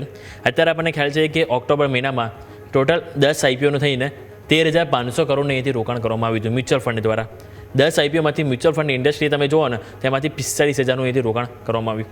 હવે એમાંથી નજર કરીએ તો આપણને સૌથી પહેલો એલજી ઇલેક્ટ્રોનિક્સ જે આઈપીઓ આવ્યો હતો, ઇસ્યુ સાઇઝ 11,607 કરોડથી, એમાંથી મ્યુચ્યુઅલ ફંડે ટોટલ 5,237 કરોડનું રોકાણ કર્યું. ટાટા કેપિટલ નજર કરો 15,500 કરોડમાં 2,000 કરોડનું અહીંયા રોકાણ હતું. ઇવન કેનેરા છે, WeWork India management, Lenskart solution, Canara, આ બધા છે કે જેમાં તમે જુઓ કે એમના મ્યુચ્યુઅલ ફંડ દ્વારા ખાસ એવો આંકડો અહીંથી રોકાણ કરવામાં આવ્યું હતું. પરંતુ સૌથી હાઈએસ્ટ એલજી ઇલેક્ટ્રોનિક્સમાં કરવામાં આવ્યું હતું. તો એક વખત સર આ ડેટા બાદ તમને કોઈ સ્ટોક પસંદ હોય તો એની અહીંયાથી વાત કરી લઈએ. અને ખાસ કરીને મારે એલજી ઇલેક્ટ્રોનિક્સની વાત કરવી છે કે જે મ્યુચ્યુઅલ ફંડને તો પસંદ આવ્યો, લિસ્ટિંગમાં સારું એવું ગેઇન પણ આપ્યું, પરંતુ લિસ્ટિંગ થયા બાદ સ્ટોક તમે જો એકદમ ઠંડો પથરા જેવો એમ કહી શકાય કે જોવા મળ્યો છે સર. ઝડપથી માર્કેટની ફેર પ્રેક્ટિસ સાથે સ્ટોકની ફેર મુવમેન્ટ હોવી મારા હિસાબે ફંડામેન્ટલી આ પોઝિટિવ હોય છે. અને એલજી તો મીન્સ કે જ્યારે વિરોધ થઈ રહ્યો હતો કે કોરિયાની કંપની છે ઓએફએસ કરીને પૈસા લઈ જવાના છે, ત્યારે બી આપણે કીધું હતું કે એલજી સૌથી બેસ્ટ રેટને આપશે, એટલું મોટું માર્કેટ છે, છતાં એમાં વેલ્યુએશન ગેપ ઘણો મોટો હતો. તમે ઇન્ડસ્ટ્રી કરતાં ઓછા વેલ્યુએશન પર જ્યારે લીડર સ્ટોક લઈને આવે ત્યારે ડેફિનેટલી એક પોઝિટિવ વસ્તુ ગણાય. સાથે આઈપીઓ પછી મારા હિસાબે આ કમ્પેરેટિવ બ્રાન્ડ ઇક્વિટી બી સ્ટ્રોંગ થશે, જેમ હિન્ડાઈમાં થઈ. હિન્ડાઈનો જ્યારે આઈપીઓ આવ્યો ત્યારે મીન્સ કે ઘણું બધું એના અગેન્સ્ટમાં નેગેટિવ ચાલી રહ્યું હતું અને ત્યારબાદ ધીમે ધીમે એની જે સિચ્યુએશન છે એસ્ટાબ્લિશ થઈ. સિમિલર વેમાં એલજીમાં તો બધું પોઝિટિવ જ છે. માર્કેટ હાઈએસ્ટ માર્કેટ શેર ધરાવે છે રેફ્રિજરેશન અને મીન્સ કે ઇલેક્ટ્રોનિક આઇટમમાં. મારા હિસાબે અહીંયા ઇન્વેસ્ટમેન્ટ કરવું જોઈએ. કદાચ થોડું કન્સોલિડેશન જોવા મળશે, પણ આગળ જતા ફ્યુચર ઇઝ બ્રાઇટ. 2200નો ટાર્ગેટ છે અને મારા હિસાબે 1600 આસપાસ શેર ચાલી રહ્યો છે, તો ધીમે ધીમે અહીંયા ખરીદી કરતા રહો. ટાટા કેપિટલ, કેનરા, એચએસબીસી, અહીંયા થોડું મને એવું લાગી રહ્યું છે કે લેન્સકાર્ટ હોય, વીવર્ક હોય, અહીંયા થોડું કન્સોલિડેશન રહેશે. બટ બેસ્ટ પિક જ્યાં હાઈએસ્ટ ઇન્વેસ્ટમેન્ટ ગયું એ જ છે મારા હિસાબે એલજી ઇલેક્ટ્રોનિક્સ પર ફોકસ કરવું જોઈએ. અને અહીંયા લાંબા સમયમાં તમને સારું રિટર્ન મળશે. અને એકવાર આ 30 ડેઝ 90 ડેઝનું મીન્સ કે ઓવરિંગ ખતમ થાય એના પછી તમને સબસ્ટેન્શિયલ અપસાઇડ તમને Q1 મીન્સ કે નેક્સ્ટ ફાઇનાન્શિયલ યર, એટલે તમારે અહીંયાથી 6 થી 12 મહિના સુધીનો આઉટલુક રાખી ખરીદી કરવી જોઈએ. મારા હિસાબે જીએસટી કટનો પણ એક મોટો એડવાન્ટેજ અહીં આવવાનો બાકી છે. ઓકે, તો ઓવરઓલ અહીંયા આપણે વાત કરીએ મ્યુચ્યુઅલ ફંડના ડેટા પ્રમાણે આપણે જે આઈપીઓમાંથી રોકાણ કરવામાં આવ્યું હતું એ બાદ અહીંયાથી લેવલ સ્પેસિફિક ફોકસ કરીશું. બીજું અહીંયાથી નજર કરીએ સ્ટોક સ્પેસિફિક, તો આજે એક હીરો મોટોકોર્પ સૌથી હાઇલાઇટ થઈ રહ્યો છે. ટોપ ગેઇનર તરીકે સ્ટોક સામે આવી રહ્યો છે. નિફ્ટી તમે જો નિફ્ટી ઓટોમાં પણ ઇવન 5,800ના ઓલ ટાઈમ હાઈ આપણને સ્ટોકમાં બનતા જોવા મળે છે. ઇવન આજે સ્ટોકમાં ઓલમોસ્ટ 5.5% તેજી. સર, જ્યારે લાસ્ટ ટાઈમ આપણે જોડાયા હતા ત્યારે તમને મેં અહીંથી ક્વેશ્ચન પૂછ્યો હતો કે હીરો મોટોકોર્પ અને આઈસર મોટર્સ બંનેના જે પરિણામ હતા, પરિણામ બાદ શું અહીંયાથી કરવાનું રહેશે. આપણે હીરો મોટોકોર્પ તમે જો પરિણામમાં ઓવરઓલ બધું બેસ્ટ જ હતું. તમે જો પરિણામ એવું કોઈ ખરાબી નથી, પરંતુ સ્ટોક તમે જો 1-2 દિવસ એક કન્સોલિડેશન રેન્જમાં રહે, પરંતુ આજે ફાઇનલી સ્ટોક તમે જો એક રનઅપ બતાવ્યું, નવા ઓલ ટાઈમ હાઈ બનાવ્યા છે. તો હવે 5,800ના લેવલ ઉપર પરિણામ પણ આવી ગયા છે. તો હવે કઈ રીતે જોઈશું? જેની પાસે ઓલરેડી પોઝિશન હોય એ લોકો માટે શું સલાહ, અને નવી ખરીદી કરવી હોય તો હીરો મોટોકોર્પમાં કરાય કે નહીં સર?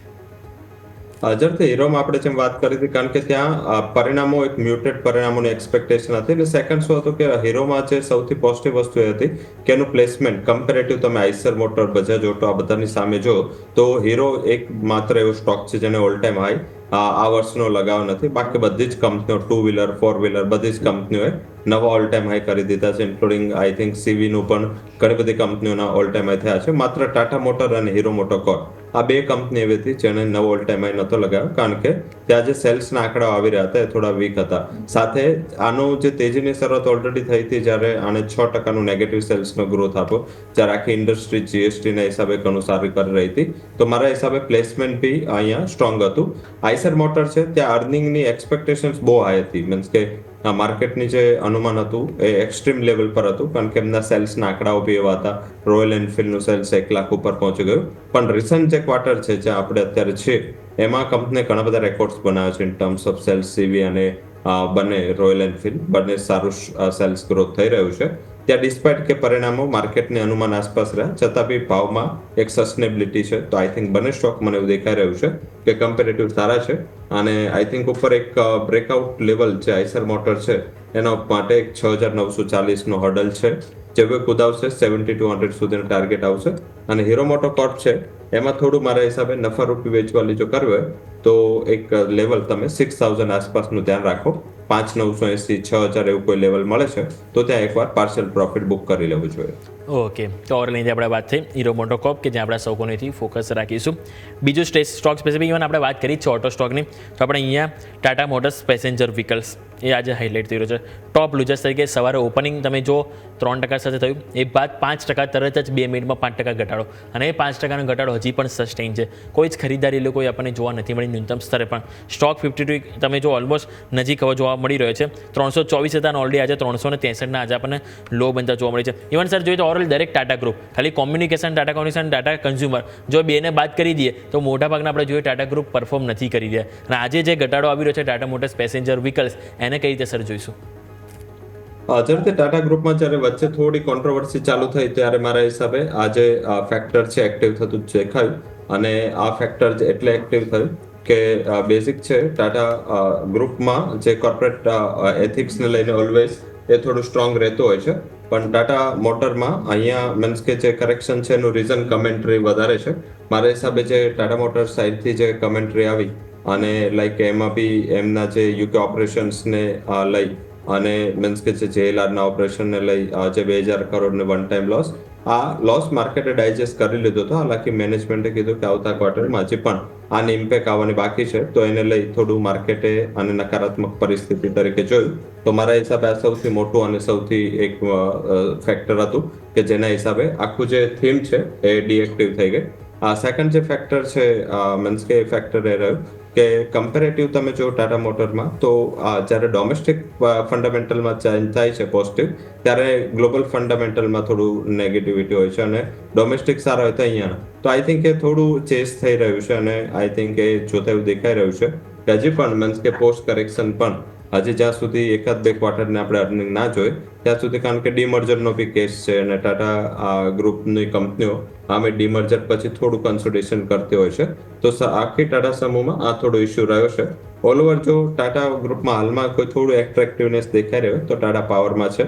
આઈ થિંક જો 2 થી 5 મહિના સુધીનું બજેટ સુધી જો હોલ્ડ કરી શકાય તો મારા હિસાબે કમ્પેરેટિવ ટાટા પાવર અહીંયાથી થોડું લાગી રહ્યું છે કે અહીંયા થોડું થીમ બનાવશે, બેઝ બનાવશે અને ઉપરની બાજુ આઈ થિંક 450-440 સુધીનું ટાર્ગેટ જોવા મળશે. ઓકે, તો ઓવરઓલ આપણે વાત થઈ ટાટા મોટર્સ કે જેના ઉપર આપણે સૌ કોઈની ફોકસ રહીશું. થોડુંક ફ્યુચર એન્ડ ઓપ્શનના ઓઆઈ ડેટા પ્રમાણે નજર કરીએ તો આજે આપણને સૌથી હાઈએસ્ટ લોંગ બિલ્ડઅપ એન્જલ 1માં બનતું જોવા મળી છે. નવું ઓઆઈ તમે જુઓ તો લોંગ બિલ્ડઅપ સાઈડ આપણને 12% જોવા મળી છે. સ્ટોક 3.5% તેજીમાં છે. શોર્ટ બિલ્ડઅપ તો આપણે ઓલરેડી વાત કરી Tata motors passenger vehicles. Long unwinding એટલે કે ઓલરેડી જ્યારે તેજીમાં હતો તેમણે પોતાની પ્રોફિટ બુકિંગ જોવા મળી. ટોયન્ટ ફાર્મા સ્ટોક 0.5% નીચે જોવા મળ્યો. અહીંયા 5% જેવી પોઝિશન લોંગ અનવાઇન્ડિંગ કરવામાં આવી. શોર્ટ કવરિંગની વાત કરીએ તો હુડકો 4.5% આજે તેજી જોવા મળી છે. અને અહીંયા તમે જો 8% અમને જે શોર્ટ હતા એ કવર કરતા જોવા મળી રહ્યા છે. રવિ સર, તમારી પાસે હુડકો લઈને આવવા માંગીશ, કારણ કે આજે તમે જો અહીંયા એક ન્યૂનતમ સ્તરથી એક પેટર્ન ચાલેલી છે. છેલ્લા એક મહિનાથી સર તમે જોશો ને નીચે 225 આવે ત્યાંથી અપટીક આવે છે, ઉપર 240 આવે ત્યાંથી ડાઉન સાઈડ આવે છે. આજે એક પહેલ તો કરી છે પરંતુ આજની કેન્ડલમાં એક કોન્ફિડન્સ જોવા મળી રહ્યો છે. સ્ટોક 238 રૂપિયા ઉપર છે, એટલે કે ફરીથી જે ટોપ લાઇન જે હર્ડલ છે એની નજીક છે. આ ફેરી કોઈ ચાન્સીસ સર તમે જોઈ રહ્યા છે હુડકોમાં કે અહીંયાથી આપણને તેજી જોવા મળે સર? ઝડપથી હુડકોમાં દેખાઈ રહ્યું છે કે આઈ થિંક ઓલ ઓવર અહીંયા તેજીના સંકેતો છે.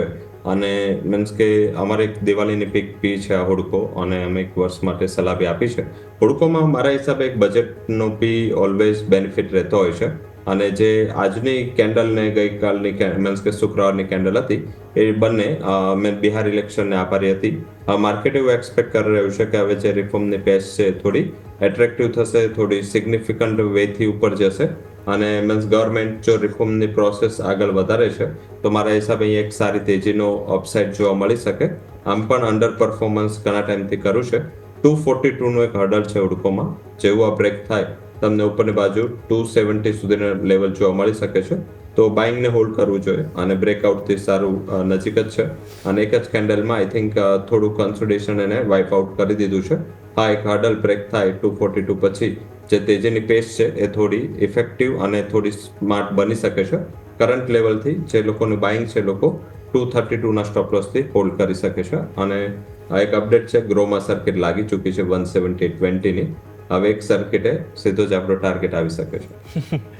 બસ તો એક સર્કિટ અને પછી 200ની લેવલ બહુ જલ્દી જ આપણને જોવા મળી શકે છે. સાચી વાત છે સર કે જેમ 20%ની સર્કિટ લાગી ગઈ છે. અને ઇન્ટરેસ્ટિંગ વસ્તુ કે તમે જો હજી આઈપીઓ આવ્યો અને અત્યારે તમે જોશો તો માત્ર અઠવાડિયામાં સ્ટોકની જે ઓવરઓલ જે માર્કેટ કેપ છે કંપનીની 1 લાખ કરોડની પણ અહીંથી પાર જોવા મળી રહી છે. It's a good achievement for the company. So overall આવા થઈ ગઈ ગ્રો આઈપીઓ. અને જેમ આપણે સર પાસેથી હુડકોની પણ વાત કરી તો લેવલ સ્પેસિફિક આપણે અહીંથી ફોકસ કરીશું. બીજું જો આપણે અહીંથી નજર કરીએ તો આપણને સ્ટોક સ્પેસિફિક ઇવન એક વખત સર બેંક નિફ્ટીની પણ મારે વાત કરવી છે. આજે તો 59,000નો આપણે નવો ઓલ ટાઈમ હાઈ બની ગયો છે સૌપ્રથમ વખત.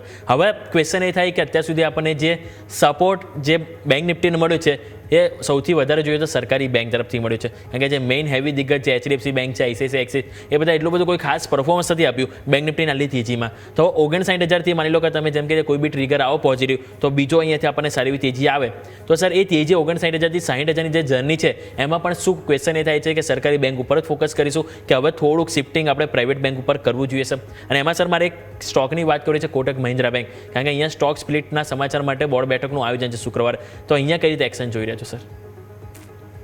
જરૂરથી આઈ થિંક હવે જે ફોકસ છે પ્રાઇવેટ ઉપર જ રાખવું જોઈએ. PSU બેંક બહુ ચાલી ગઈ, એમની રેલી એક્સ્ટ્રીમ થઈ ગઈ. હવે જ્યારે ડિસેમ્બરમાં એકચ્યુઅલી મીન્સ કે ઇન્ડેક્સ રિબેલેન્સિંગનું જ્યારે ગેમ ચાલુ થશે ત્યારે મારા હિસાબે થોડી વોલ્ટાલિટી પ્રાઇવેટ બેંકમાં આવશે. અધરવાઇઝ પ્રાઇવેટ બેંકોએ બોટમ બનાવી લીધી છે. હા, પ્રાઇવેટ બેંકમાં HDFC બેંક અને ICICI બેંક આ બે બેંક એવી છે જ્યાં ઘણું બધું અંડર વેલ્યુએશન છે. કારણ કે ઇન્ડેક્સમાં વેટ કટ થવાના હિસાબે અહીંયા સતત સેલિંગ આવી રહ્યું છે. તો ત્યાં સુધી એટલીસ્ટ અહીંયા બહુ મોટી અપસાઇડ નહીં આવે. પરંતુ જે નવી મીન્સ કે નાની પ્રાઇવેટ બેંકો છે ત્યાં વધારે એક પોટેન્શિયલ દેખાઈ રહ્યું છે. લાઈક આપણે DCBની વાત કરી, સિટી યુનિયન બેંક છે. આ ઉપરાંત જો તમે તો એક્સિસ, AU બેંક, આ બધી બેંકો તો ઘણું સારું કરી રહી છે અને ડેફિનેટલી આમનું વેટ બી વધવાનું છે. કોટક ડેફિનેટલી આમ જોઈએ તો એક ન્યુટ્રલ સ્ટોક ગણી શકાય. કારણ કે કોટકમાં બેઝિક જે ઇન્ડેક્સ રિબેલેન્સિંગની નકારાત્મકતા છે એ બી કોટકમાં નથી અને એ એક પોઝિટિવ વસ્તુ છે. અને જે રીતે એની ₹5ની ફેસ વેલ્યુ છે તો 1:5ની ફેસ વેલ્યુએ બ્રેક થઈ શકે એવી આશા રાખવી જોઈએ. તો જો આ થાય છે મારા હિસાબે ફરીથી એક સારું એવું ટ્રેડર્સની એટ્રેક્ટિવનેસ, વોલ્ટાલિટી અને વોલ્યુમ અહીંયા રિએક્ટિવ થતા જોવા મળશે. તો અત્યારે જો મીન્સ કે તમારે આ નિફ્ટી 59,000થી 60,000 પ્લે કરવી હોય તો સૌથી પહેલી પ્રાયોરિટી કોટક બેંકને આપવી જોઈએ. Second would be state bank of India. અહીંયા મીન્સ કે લોંગ ટર્મ ઇન્વેસ્ટર ફોકસ કરી શકે. અને third would be I think આ કરંટ લેવલે એક્સિસ બેંક. આ ત્રણેય સ્ટોક મને એવું દેખાઈ રહ્યું છે કે જ્યારે હવે નેક્સ્ટ માર્કેટ ચાલશે, જ્યારે નેક્સ્ટ રેલી હશે ત્યારે આ ત્રણ સ્ટોકનું કમ્પેરેટિવ પરફોર્મન્સ બેટર હશે. અધરવાઇઝ જોઈએ તો નિફ્ટી બેંકને ચાલવા માટે સૌથી મોટું હજી પણ, કારણ કે એમાં હાઈએસ્ટ વેટ તો આ બે બેંકોનું છે, ICICI બેંક અને HDFC બેંક. તો 60,000 માટે એમનું સૌથી મોટું યોગદાન હશે. જેમાં HDFC બેંક છે એમાં ખાસું એવું લાગી રહ્યું છે કે જે લાસ્ટ પરિણામો બાદ એક મોટી નકારાત્મકતા દૂર થઈ છે. આનું ટ્રિગર બી આપણા મીન્સ કે જે થીમ છે એને આસપાસ ફરી રહ્યું છે. કારણ કે ઓલમોસ્ટ 90%ની શોર્ટ પોઝિશન પર FI ઊભું છે. હવે જો કોઈ trade deal related positive news આવે છે તો સૌથી મોટી અને સૌથી પહેલી જરૂરત એ લોકોને પોતાની શોર્ટ પોઝિશનથી નીકળવાની રહેશે. હવે એ લોકોનું જો શોર્ટ કપાય તો મારા હિસાબે પહેલી પ્રાયોરિટી કદાચ એમને બેંકોને આપવી પડે. તો આધારિત એવું દેખાઈ રહ્યું છે કે હજી પણ નિફ્ટી જ્યારે નવો ઓલ ટાઈમ હાઈ થશે એને લીડ તો બેંક નિફ્ટી જ કરી શકે. અને જેમાં હવે નવી કોટક બેંક, એક્સિસ બેંક અને સ્ટેટ બેંક જ્યાં જ્યાં હવે નેક્સ્ટ વેટ વધવાના કેન્ડિડેટ છે. આ ઉપરાંત કોર્પોરેટ એક્શન પણ કોટકમાં આવવાની છે. તો આધારિત હવે થોડું ફોકસ કરવું જોઈએ. ઓકે, તો ઓરલ જેમ સરે વાત કરી હવે આપણે પ્રાઇવેટ બેંક તરફ એક અહીંયાથી ફોકસ કરવું છે. સર એક વન લાસ્ટ ક્વેશ્ચન તમને ક્વિક પૂછવા માંગીશ. નારાયણ હુદરાલે આ સ્ટોક એવો છે કે લોકોને આજે ઇન્ટ્રાડેમાં કમાવા માટે પૈસા મળ્યા, તમે એક મોકો મળ્યો. સવારે તમે જો સ્ટોક એટલું બધું એક્શન નહોતું, 4-5% હતો અને અત્યારે સ્ટોક ઓલમોસ્ટ 18%ની તેજી અને 2,000નું લેવલ ફરીથી એક કમબેક કરતું જોવા મળ્યું છે સર. આ સ્ટોકની જ્યારે પણ તેજી આવી છે, અત્યાર સુધીનો રેકોર્ડ છે નારાયણ હૃદયાલયમાં જે બી તેજી આવી છે એણે માર્કેટ ઓપન થઈને પછી જ તેજી આપી છે.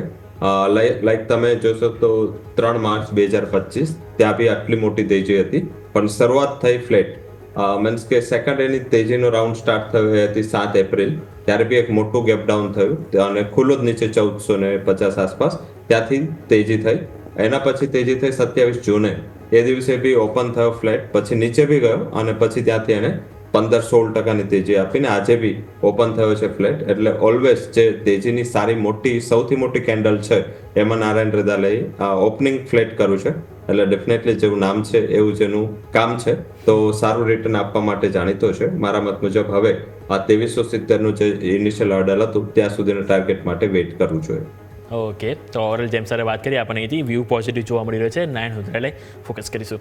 રવિ સર, આ સાથે સમય તો છે રજા લેવાનો, આપના તરફથી ડિસ્ક્લેમર. જેવી સ્ટોક માર્કેટ ઇન્ડેક્સ વિશે ચર્ચા કરી છે, મારી કોઈ પર્સનલ પોઝિશન નથી. કંપનીના ક્લાયન્ટ્સ એઝ વેલ એઝ કંપનીના અકાઉન્ટ્સમાં આ ફંડ હોઈ શકે છે, આ સ્ટોક્સ હોઈ શકે છે. કોઈ બી પોઝિશન લેતા પહેલા તારા ફાઇનાન્શિયલ એડવાઇઝર સાથે રિસ્ક માટે ડિસ્કશન કરવું જરૂરી છે. અને શોમાં બોલવા બદલ ખૂબ ખૂબ આભાર. Thank you so much sir. Ravi sir, આપનો પણ શોમાં બદલ thank you so much. So overall market તો આજે તેજી સાથે જોવા મળ્યું, તેજી સાથે બંધ થઈ રહ્યું છે. સપ્તાહની શરૂઆત પોઝિટિવ જોવા મળી છે. આ જ વસ્તુ લાસ્ટ સપ્તાહે પણ પોઝિટિવ ઓપનિંગ જોવા મળી હતી અને સારી એવી તેજી લાસ્ટ અઠવાડિયે જોવા મળી હતી. આ અઠવાડિયે પણ તેવી જ આશા રાખીએ કે ઓપનિંગ મજબૂત થઈ છે તો ક્લોઝિંગ પણ મજબૂત સાથે થયું. જેનું જે એવું થાય તો પછી બેંક નિફ્ટી આજે ઓલ ટાઈમ હાઈ બનાવી દીધા છે, તો નિફ્ટીમાં પણ દૂરી નથી હવે, માત્ર 1% દૂરી અને નિફ્ટીમાં પણ ઓલ ટાઈમ હાઈ. પરંતુ આજનું જે જોવા મળ્યું છે બેંક નિફ્ટીમાં 59,000ના ઓલ ટાઈમ હાઈ, તો લેટ્સ હોપ કે માર્કેટ પોઝિટિવ ટ્રેન્ડ તરફ જઈ રહ્યું છે. તો આવામાં મંદીનો વિચાર નહીં કરીએ, સિમ્પલ છે. ચાલો, આ સાથે ક્લોઝિંગ કેપિટલમાં બસ આટલું જ. મને યોમિકને આપશો રજા. આગળના અપડેટ્સ માટે આપ જોતા રહો ન્યૂઝ કેપિટલ ગુજરાત.